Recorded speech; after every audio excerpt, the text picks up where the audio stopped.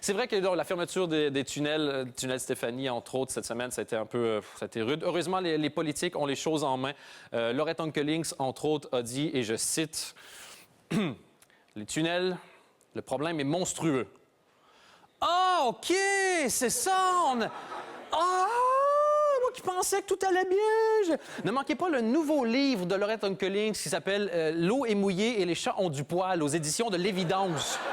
Ça sort cette semaine-ci. Et Laurette Onkelings a proposé une solution, je la cite, « On devrait tous se réunir autour de la table. »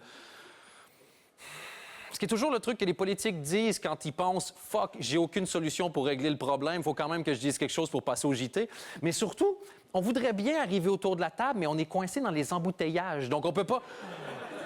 On n'y arrive pas autour de la table. Ça fait quand même les affaires d'une personne, ça, les tunnels qui se ferment. Yvan Mayer, depuis le temps qu'il rêvait de faire de Bruxelles un grand piétonnier, bien, c'est réglé. Voilà, maintenant, on n'a plus d'autre choix. On peut juste circuler. Et apparemment, ça s'est fermé à cause des fissures. Il y aurait des fissures dans le tunnel Stéphanie. On s'est demandé un peu pourquoi. Ce seraient les talons des prostituées sur la place Stéphanie qui auraient fini par... Donc, mesdames, si on peut juste vous demander de dorénavant de travailler en pantoufles, ça arrangerait vraiment tout le monde. Et je sais que c'est chiant, les embouteillages et les tunnels fermés, mais il ne faut pas oublier une chose. En Belgique, on ne déconne pas avec les fissures. Dès qu'il y a quelque chose qui a une fissure, on l'arrête définitivement et il n'y a pas d'exception.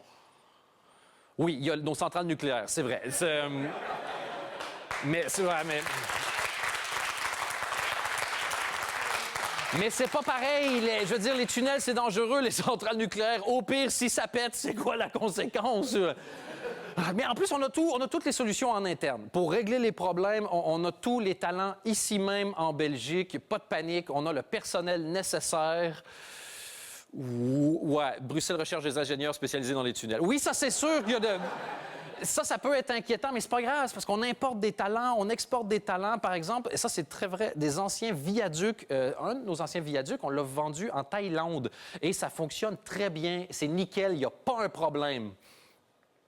Oui, à Bangkok, on rénove le Thai Belgian Bridge, oui, c'est ça. Mais ça compte pas, c'est un mauvais exemple. C'est juste, il est arrivé un petit pépin, il faut pas se fier là-dessus. Et en plus, bon, il y a des solutions qui sont proposées pour les tunnels. Entre autres, des péages à l'entrée des tunnels. Ça, c'est bien, parce que pour régler un problème d'embouteillage, on va demander aux bagnoles de s'arrêter. Ça, c'est d'une logique implacable. Autre solution qu'on a proposée, réouvrir le tunnel plus rapidement avec une solution temporaire. Mais quand tu vois la qualité de la solution permanente et à quel point ça chie déjà, moi, une solution temporaire, je ne vais pas aller dans un tunnel temporaire. Il n'y a pas de... Si je veux mourir en circulant sur les routes belges, je préfère encore me commander un Uber, quoi. C'est encore...